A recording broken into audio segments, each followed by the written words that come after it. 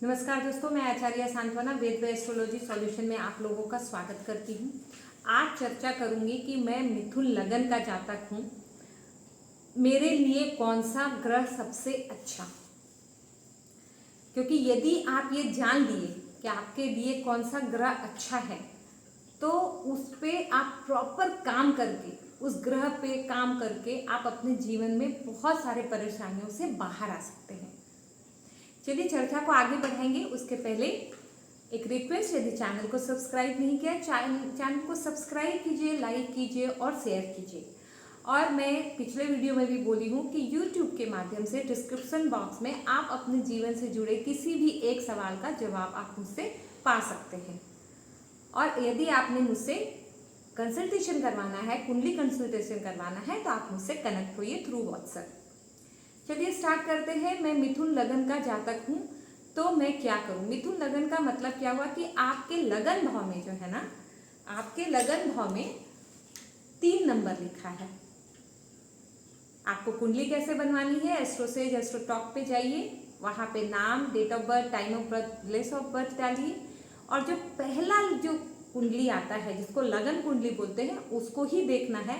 और पहला जो डायमंड बॉक्स है उसमें जो पहला जो भी नंबर लिखा है उसमें 3 नंबर यदि है तो आप मिथुन लगन के जातक है। देखिए, समझना ये है कि राशि तो कोई भी लगन में कोई भी राशि हो सकती है, जहाँ चंद्रमा बैठा है वो आपकी राशि। लेकिन लगन जो है वो अगर 3 लिखा है तो वो मिथुन लगन ही हुआ, 2 लिखा है तो वो वृषभ लगन ही हुआ। और कुंडली का 90% से ज़्यादा काम आपके लगन पे डिपेंडेंट होता है, क्योंकि उसको देख के ही सारे राज्यों के डिटर्मिनेशन होते हैं, उसको देख के ही सारे उपाय बताए जाते हैं। लगन बेस्ड ही हर काम होता है।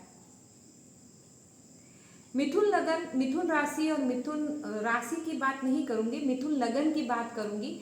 राशि अगर आप तब बोल सकते हैं अगर चंद्रमा भी आपका 3 नंबर पे ही बैठा है तो आप मिथुन राशि के भी जातक है। बहुत सारे ऐसे लोग हैं जो मिथुन लगन और मिथुन राशि के भी जातक होते हैं। तो सबसे पहले जानते हैं आपके लिए सबसे अच्छा ग्रह कौन। बुध देव जो है वो न्यूट्रल है, देवता ग्रह के लिए भी और दानव ग्रह के लिए भी। लेकिन बुध देव की जो मित्रता है वो मोस्टली आपका शुक्र ग्रह, शनि ग्रह के साथ है। ठीक है, ये समझना है। लेकिन आप मिथुन राशि और मिथुन लगन के जातक के लिए जो है गुरु को भी बहुत इंपॉर्टेंट प्लेस दिया गया है, उनको कर्म भाव दिया गया है और सप्तम भाव केंद्र का भाव दिया गया है। इसीलिए आपकी कुंडली के लिए गुरु भी अच्छे हैं। हर वीडियो में मैं बोलती हूँ कि कोई भी मेष लगन का जातक हूँ या मेष राशि का जातक हूँ, वृषभ लगन का जातक हूँ, उस पर वीडियो बन चुका है कि आप त्रिकोण के मालिक को ही अपना दोस्त मानते हैं या दोस्त को ही त्रिकोण का मालिक बनाते हैं, ताकि वो आपको अच्छा फल दे सके। ठीक है, तो यहाँ पर बुध देव जो है वो त्रिकोण क्या बनाया, त्रिकोण हुआ 7 नंबर, मतलब तुला राशि जिसके देव शुक्र देव है। और 11 नंबर त्रिकोण नहीं, यस, त्रिकोण मतलब पहला, 5वां और 9वां। पहला मतलब फर्स्ट हाउस में वो खुद बैठे हैं 3 नंबर, तो 3, 4, 5, 6, 7, 7 मतलब शुक्र देव, तुला राशि होगी। 8 यहाँ, 9, 10, 11 मतलब सैटर्न हो गया। शनि देव को उन्होंने भाग्य भाव का मालिक बनाया। और ये तीनों ग्रह जो हैं, खुद लग्नेश बुध ग्रह, खुद शुक्र ग्रह 5th हाउस के लॉर्ड हुए और शनि ग्रह भाग्य भाव के लॉर्ड हुए। आपके कुंडली के लिए बेस्ट ग्रह हैं जो बाध्य हैं आपको अच्छा फल देने के लिए, ये कंफर्म है। आपके लिए कौन सा ग्रह अच्छा नहीं, आपके लिए सूर्य देव अच्छे नहीं हैं, आपके लिए चंद्रमा अच्छा नहीं है और आपके लिए मंगल अच्छा नहीं है। केंद्र का स्वामी मतलब शुक्र ग्रह हुए, शनि ग्रह हुए और बुध ग्रह, यदि उनका प्लेसमेंट अच्छा है वो हमेशा अच्छा फल ही देंगे। और यदि उनका प्लेसमेंट खराब है तो आपको उनको अच्छा हमेशा पूजा पाठ से ही करना है या सेवा से करना है। लेकिन अगर उनका प्लेसमेंट अच्छा है, उनको डिग्री नहीं है, डिग्री मतलब वो 0 डिग्री 0 1 2 3 है या 27 28 29 है, तो उनको बल दिया जा सकता है। और बल देने के लिए कारक ग्रह के लिए रत्न बताया गया है, लेकिन सबसे इम्पोर्टेंट रत्न के लिए ये होना चाहिए कि उस ग्रह का प्लेसमेंट कुंडली में कहाँ है।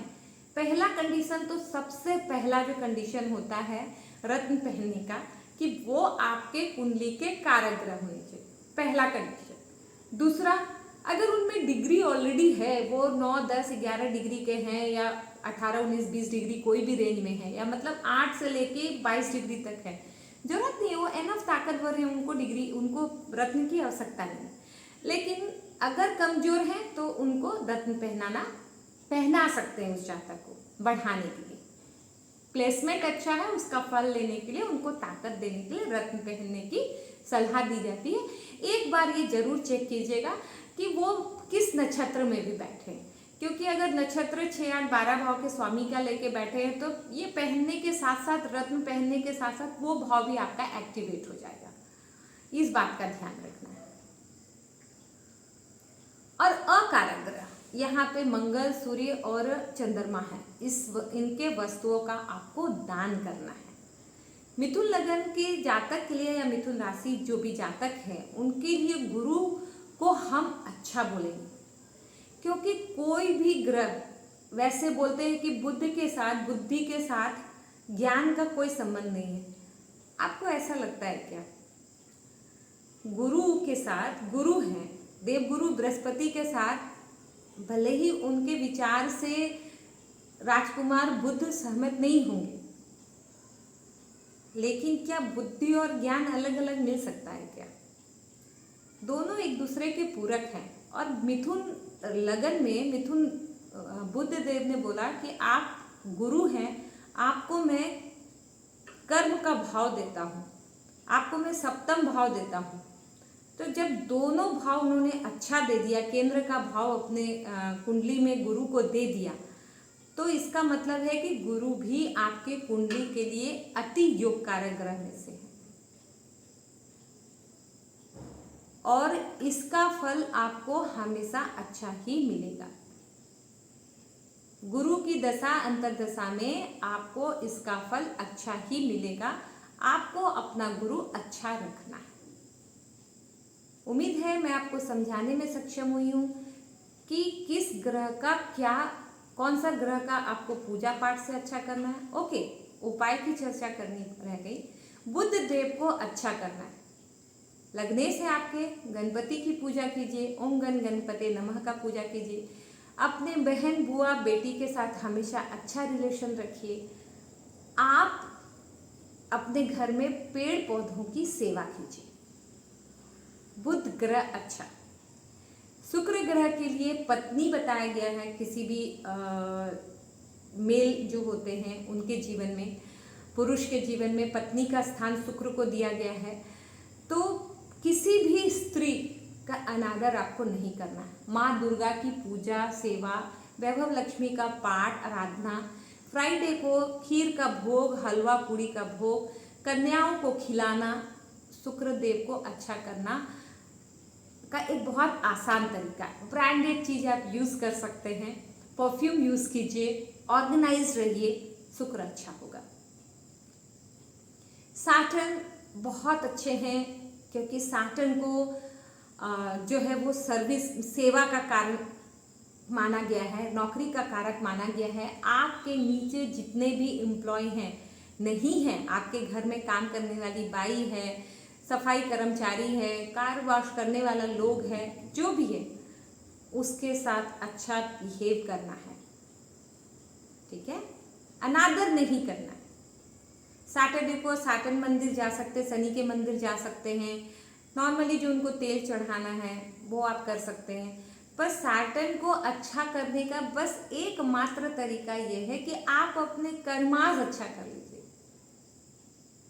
आप सोचेंगे कि मैं सारा कर्म खराब कर लूँ और जाऊँ मंदिर में जाके तेल चढ़ा के आ जाऊँ और मेरा कर्म अच्छा हो जाएगा। जब शनि की दशा अंतरदशा आएगी तो सारा हिसाब किताब शनि कर देंगे आपका।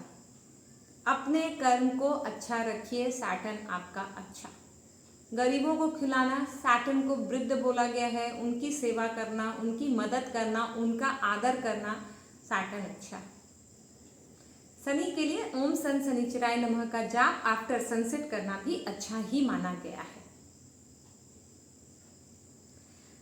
मारक ग्रह जितने भी हैं या अकारक जिसको बोलते हैं, चंद्रमा के लिए दूध का दान बताया गया है, मंगल के लिए मसूर का दाल लाल फल बताया गया है, और सूर्य के लिए गुड़ और गेहूं बताया गया है, उसका दान करना आपके लिए अच्छा। बट हमेशा मैं बोलती हूँ कि ज्योतिष एक ऐसा शास्त्र है कि हर चीज मारक ग्रह के ऊपर भी जब तक कोई कंडीशन अप्लाई नहीं होता, तब तक कंडीशन मतलब सूत्र लागू नहीं होते, तब तक उसका भी दान एक बार कुंडली एनालिसिस करने के बाद ही कीजिए। लेकिन कारक ग्रह का दान नहीं करना है, चाहे रीजन वॉटेवर, इस बात का ध्यान रखना।